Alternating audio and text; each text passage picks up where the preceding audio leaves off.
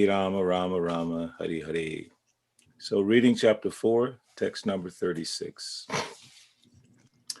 Apichedasi papebhya sarvebhya papakritama sarvam jnanam plavenaiva vijinam santarishyasi. Even if you are considered to be the most sinful of all sinners, when you are situated in the boat of transcendental knowledge, you will be able to cross over the ocean of miseries. Purport. Proper understanding of one's constitutional position in relationship to Krishna is so nice that it can at once lift one from the struggle for existence, which goes on in the ocean of nescience. This material world is sometimes regarded as an ocean of nescience, and sometimes as a blazing forest. In the ocean, however expert a swimmer one may be, the struggle for existence is very severe. If someone comes forward and lifts the struggling swimmer from the ocean, he is the greatest savior. Perfect knowledge received from the Supreme Personality of Godhead is the path of liberation. The boat of Krishna consciousness is very simple, but at the same time, the most sublime. Text number 37.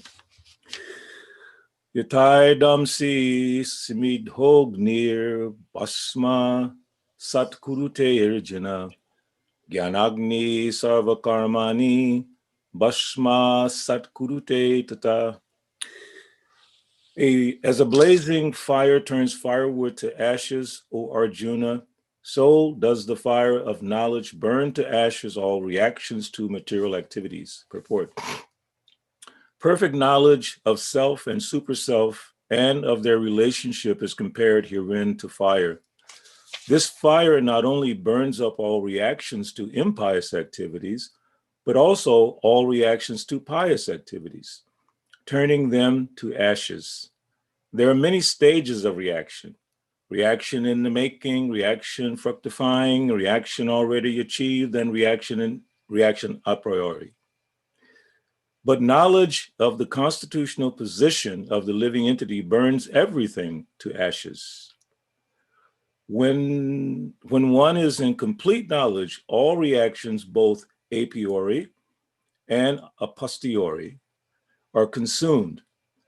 In the Vedas, Brihad Aranyaka Upanishad 4.4.22, it is stated, Ube Uhaivaishe Ete Tarat Yamrita Sadvasaduni.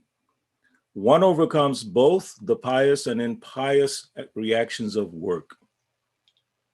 Text 38. Nahi gyanena sadrisam pavitram iha vidyate tat swayam yoga samsiddha kalain not mani vindati. In this world, there is nothing so sublime and pure as transcendental knowledge. Such knowledge is the mature fruit of all mysticism, and one who has become accomplished in the practice of devotional service enjoys this knowledge within himself in due course of time. Purport. When we speak of transcendental knowledge, we do so in terms of spiritual understanding. As such, there is nothing so sublime and pure as transcendental knowledge. Ignorance is the cause of our bondage, and knowledge is the cause of our liberation. This knowledge is the mature fruit of devotional service. And when one is situated in transcendental knowledge, he need not search for peace elsewhere, for he enjoys peace within himself. In other words, this knowledge and peace culminate in Krishna consciousness. That is the last word in the Bhagavad Gita. Text 39. Shadaval labate jnanam tatpara samyatendriya jnanam labdhva param santim achire nadigachati. A faithful man who is dedicated to transcendental knowledge and who subdues his senses is eligible to achieve such knowledge. And having achieved it, he quickly attains the supreme spiritual peace. Purport. Such knowledge in Krishna consciousness can be achieved by a faithful person who believes firmly in Krishna. One is called a faithful man who thinks that simply by acting in Krishna consciousness, he can attain the highest perfection. This faith is attained by the discharge of devotional service and by chanting Hare Krishna, Krishna Krishna, Hare Hare, Hare Rama, Rama Rama, Hare Hare, which cleanses one's heart of all material dirt. Over and above this, one should control the senses. A person who is faithful to Krishna and who controls the senses can easily attain perfection in the knowledge of Krishna consciousness without delay. Text number 40. Agyascha shradananascha samshayatma vinasyati nayam lokosti na paro na sukam samsayatmanaha. But ignorant and faithless persons who doubt the revealed scriptures do not attain God consciousness. They fall down. For the doubting soul, there is happiness neither in this world nor in the next. Purport. Out of many standard and authoritative revealed scriptures, the Bhagavad Gita is the best. Persons who are almost like animals have no faith in or knowledge of the standard revealed scriptures. And some, even though they have knowledge of or can cite passages from the revealed scriptures, have actually no faith in these words. And even though others may have faith in scriptures like Bhagavad Gita, they do not believe in or worship the personality of Godhead Sri Krishna.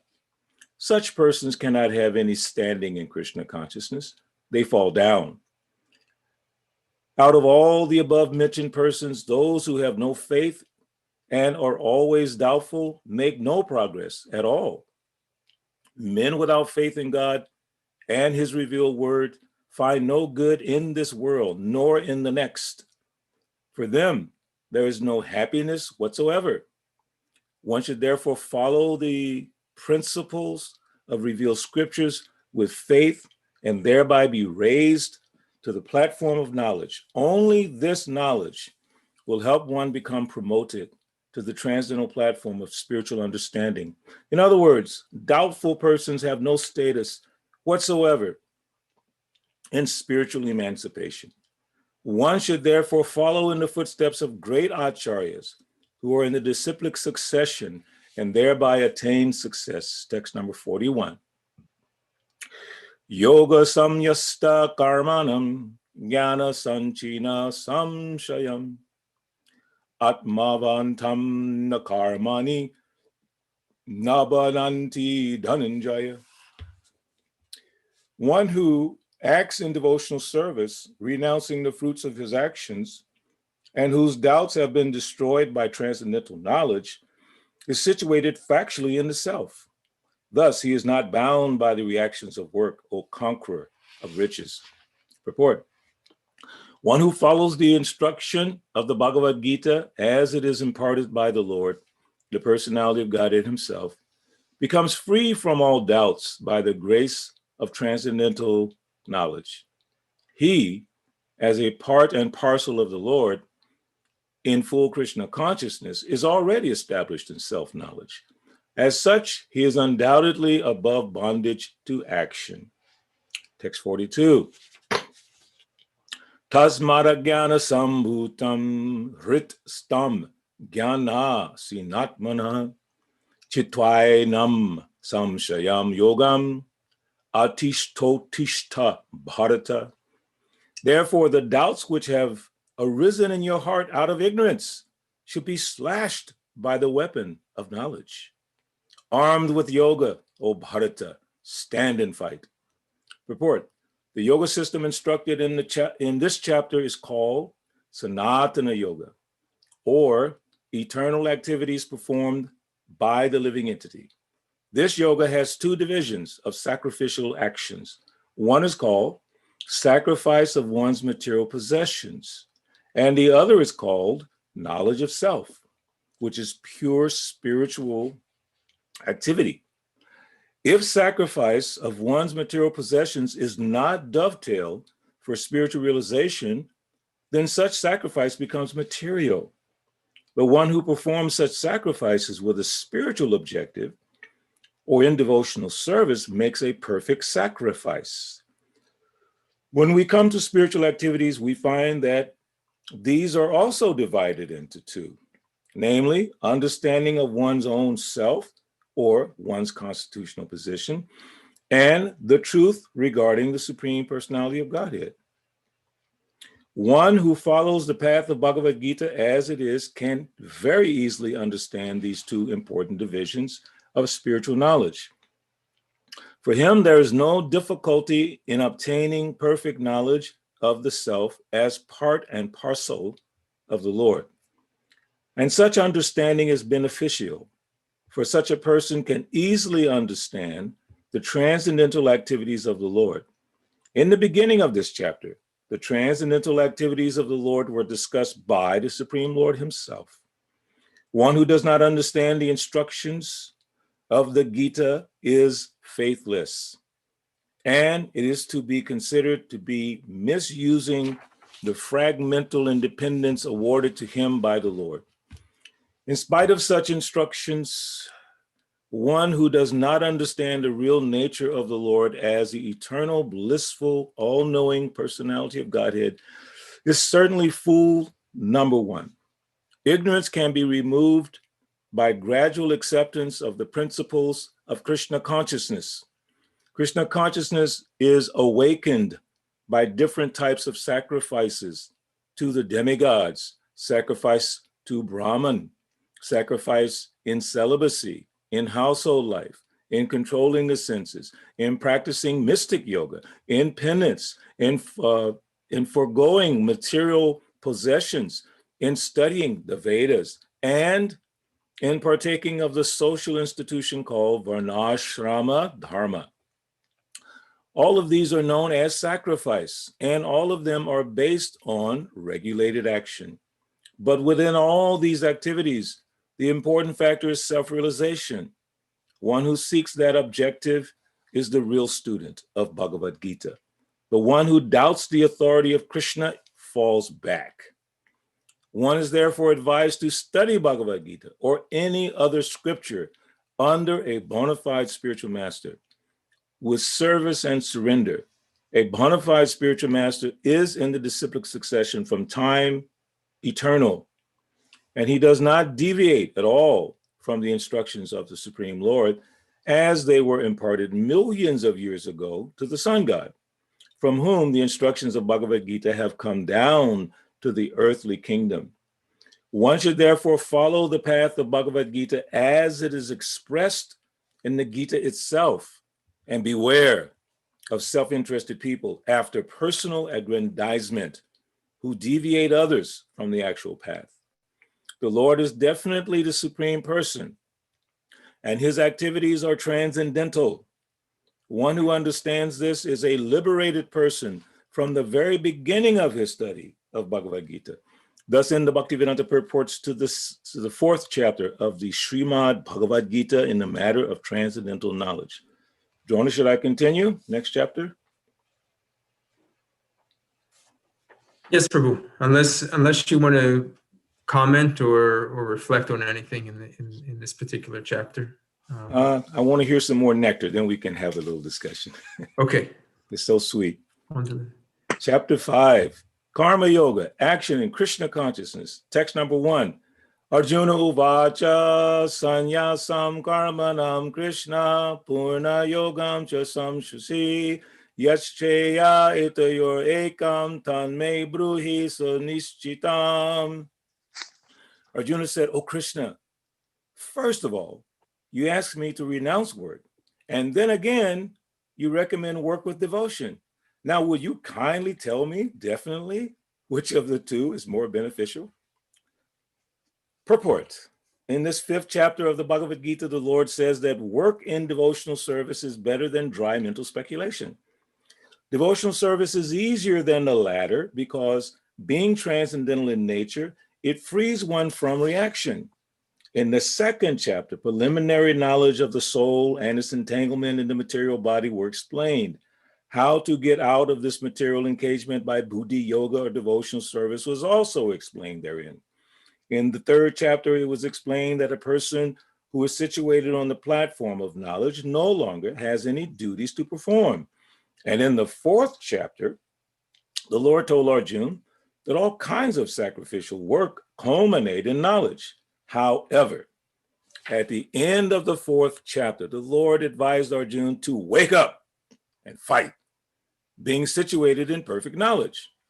Therefore, by simultaneously stressing the importance of both work and devotion and in action and knowledge, Krishna has perplexed Arjuna and confused his determination.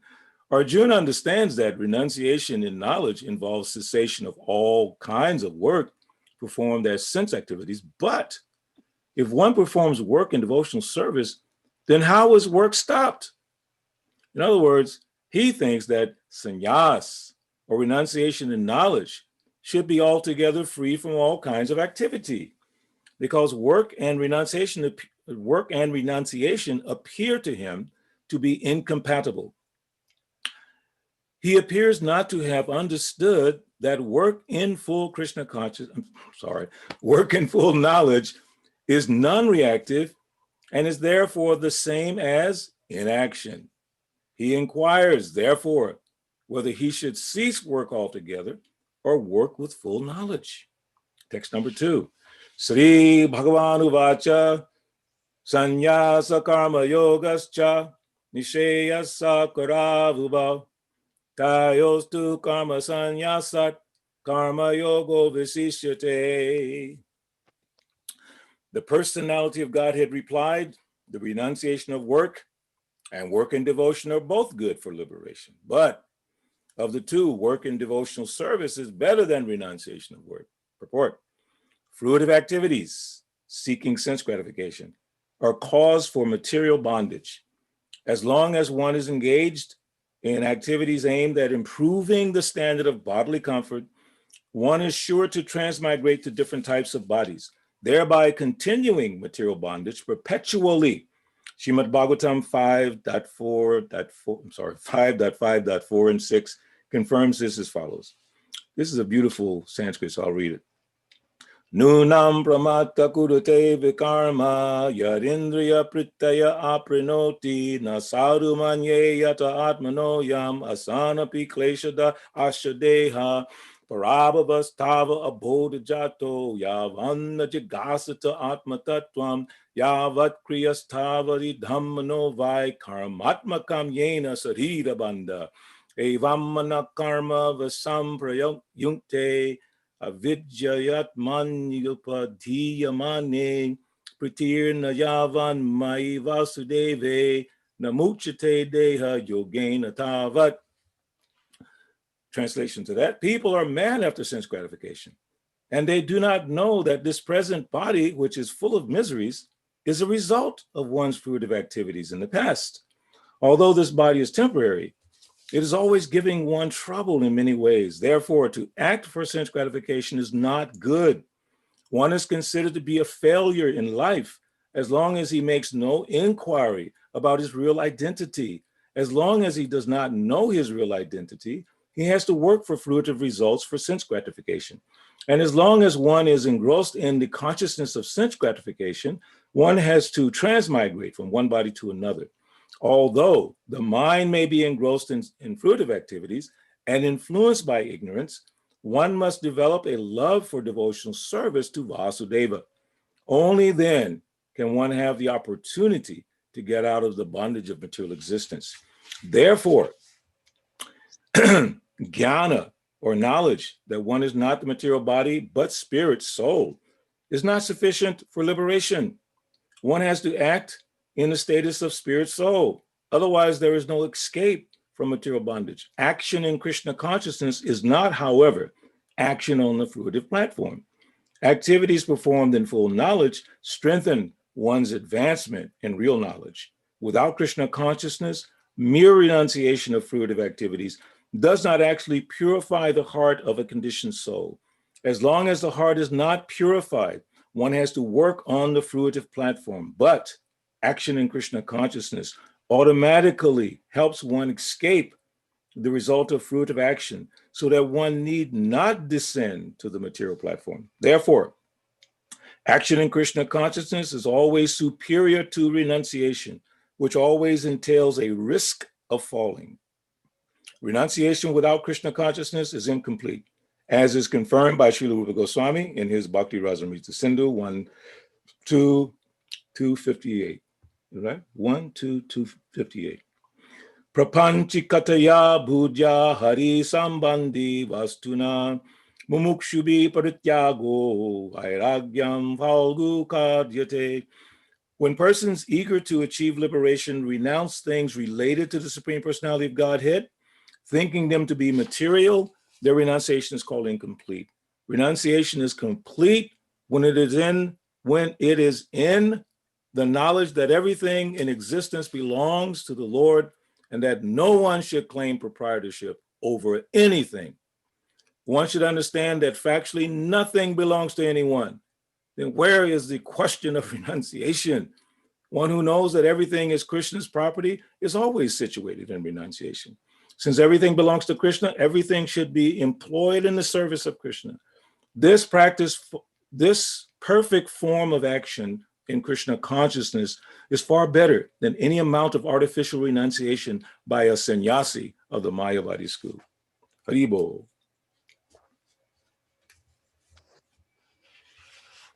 These purports are just coming alive. These purports are coming alive. Amazing, aren't they? Oh my. Really eye-opening, and I love this. I mean, it's very, very relishable. Let's jump into questions that may be there. Mother Vatsala, please go ahead. Hare Krishna Prabhu, my humble pranams, glories to Srila Prabhupada. Jai. Thank you, Prabhu, very, very nicely done. I have a couple of questions depending on the time. The last one that you read in this fifth chapter, Lord Krishna says, you should act in a spiritual platform, not in a material platform. How can we accomplish that? Every day, every minute, we are supposed to be thinking and telling ourselves openly that I am spirit soul, because it's very difficult. I mean, we always forget our nature. It is so difficult when I am doing outside work or even cooking. Sometimes, you may think for a second and then so many things have to be done. We just rushing in to complete our task. And we are forgetting. How can we do that? I mean, in a daily basis, though. That's a beautiful question, and I'll give you a way to think about it, to put it in context. There's a statement that says, I used to complain about not having any shoes until I met a man who had no feet. So you have to think about that for a second. I don't have the right kind of shoes. Like I walked in my wife's room this morning, she had like 4 or 5 pairs of shoes. I said, my God, you got so many shoes here. Well, I'm giving some away. But some people don't even have feet to put shoes on. So you have to put it in context. So the responsibility of Arjuna to fight in a battle where 640 million people are going to die, including some of the most renowned people on the planet, Bhishma, Drona, big personalities. And then, in fact, we were talking yesterday, that's why Yudhisthira at the end of the battle was so unhappy. Because of me, all this fighting and death has happened. So Arjuna is being told by Krishna, get up and fight and think of me. And that's why Arjuna was like, how do you do that? So that's our dilemma. How do I go to work? Like Vatsala, you're saying, how do I go to work tomorrow and deal with all this complexities? Put it in context.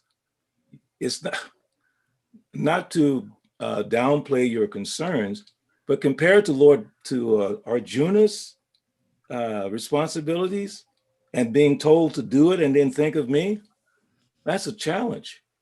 So I would say if you keep everything in context, then you realize the struggle that you're going through compared to what Prabhupada had to go through, what the Acharyas had to go through, what Arjuna had to go through to carry out Krishna's order is so small. I'm not diminishing the importance of it to you personally, because to each one of us is huge. It's like we have to deal with it. It's a big deal.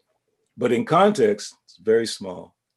Always remember how small we are and how blessed we are to be able to even reflect on Krishna in the midst of our activities.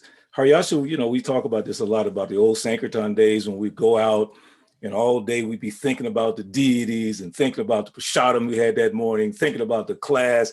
And we were in the middle of airports with thousands of materialistic people rushing for sense gratification. And man, we were just like in ecstasy. It's like, yeah, you just think of Krishna. The devotee was saying the other day, we just stop in the middle of the airport and just read. I remember sometimes just standing in the middle of a concourse reading Bhagavatam just to stay focused. So it can be done. It is difficult, but compared to what Arjuna had to go through, compared to what Srila Prabhupada had to go through, compared to what great devotees have had to go through, ours is really small. So just keep it in, I would suggest that you just keep it in context. It can be done. You can walk and chew gum, as they say in the mundane world. So we can work and think of Krishna. If it were not possible, Krishna would not have said it, and Prabhupada would not have encouraged us to follow that. So I hope that helps you. Haryashra Prabhu? Haraswa Haribol. Hare Krishna. What I did feel like I'm just suffering. I don't get your association much. You got to call me tomorrow, okay? I called you. I know. Anyway, no, I didn't ask a question, but we went to the other chapter, so I'm spun. We're moving to. I'm still stuck on the fourth chapter, but what I'm just thinking about is she's asking and what you're talking about. It automatically happens as we develop some affection. In a relationship, nobody has to tell you to remember your kid while you're working. Nobody has to tell you to remember, the things that you're doing for your family because you have affection. So from that affection, it just carries over. But to speak of how sweet Krishna is, that as you're always saying, he says, from him comes remembrance, knowledge, and forgetfulness. So Krishna, he comes back up. But that affection in the relationship is what enables us to pretty much, I think, just have to start yearning. And the next thing you know, it's done because you care. That's beautiful. Nice comment. Very nice. So add that to your toolbox, Vatsala. That's one more thing to put in your toolbox. The sweetness of Krishna. We have a question from Bhakta Bob. He wants to know, is Arjuna asking for himself or for us? I always thought the Pandavas were very advanced spiritually. Wouldn't he know a lot of this information already? Or just because of his mental condition from chapters 1 and 2? No, that's an excellent question. I mean, he definitely is speaking for us because Arjuna is a pure devotee of the Lord. He travels with the Lord to different pastimes and activities. So for our sake, he is being put into Mahamaya because later on it becomes Yoga Maya. But at this stage, as Prabhupada confirmed, when he was confused and he was arguing with Krishna, he was influenced by this Mahamaya. So then you might say, well, how is it the Mahamaya can influence a pure devotee? It gets more and more complicated, just like when you talk about Jai and Vijay, who became demons later on to fight with Krishna. But this is Krishna's plan. So Krishna wanted Arjuna to be in that so-called ignorance so he could speak again the Bhagavad Gita. Wherever the succession is broken, I appear myself and reestablish it to reaffirm the importance of this Bhagavad Gita. So he put Arjuna in that condition. Now, let us not be so bold ourselves to say, Krishna put me in ignorance too. So he's dealing with me. He does with the very advanced devotees. He will cause little doubts, little concerns, so his pastimes can happen. So he wanted to speak Bhagavad Gita to Arjuna. So he wanted Arjuna to be in that condition where he's asking these questions, as you said, Bhakta Bob, on our behalf. He ultimately didn't need it for himself, but for our sake, he's in that condition. So that's my understanding of that. Thank you so much, Prabhu. Hare Krishna, Prabhu. And if he wanted to put us in ignorance, he gave me a whole lot of ignorance. Join the party, bro. Now, it's funny how we all came to Krishna consciousness from our own different platforms of ignorance. But where we were before that, in a past life, we don't know exactly. But to be where we are now, it is an amazing thing that we're here this day, March, whatever day it is, and we're talking about Krishna in the midst of incredible chaos around the world. How are we able to do this? That's the mercy of the Lord because of Srila Prabhupada. So I'm just so thankful for all of you that you are willing to cut through all this nonsense.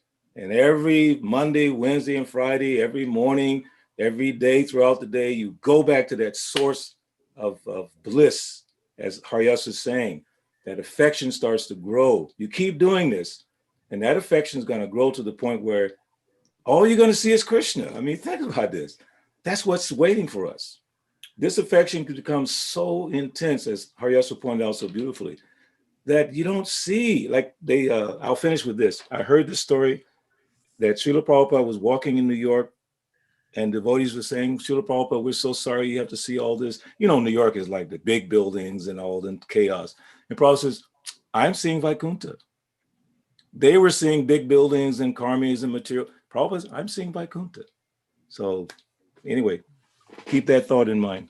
Thank you so much, everybody. Drona, go ahead, Prabhu. Hare Krishna. We will we'll close here. We're at 5:30.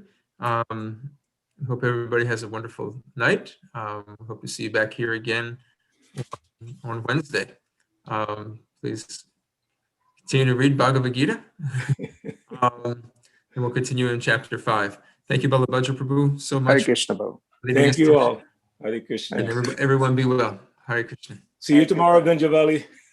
Hare Krishna, Balabhadra. Hare Bo, Haryas. We got to connect. Hare Krishna. Tomorrow, okay? Hare Krishna Prabhu, thank you. Hare Bo, everybody. Thank you.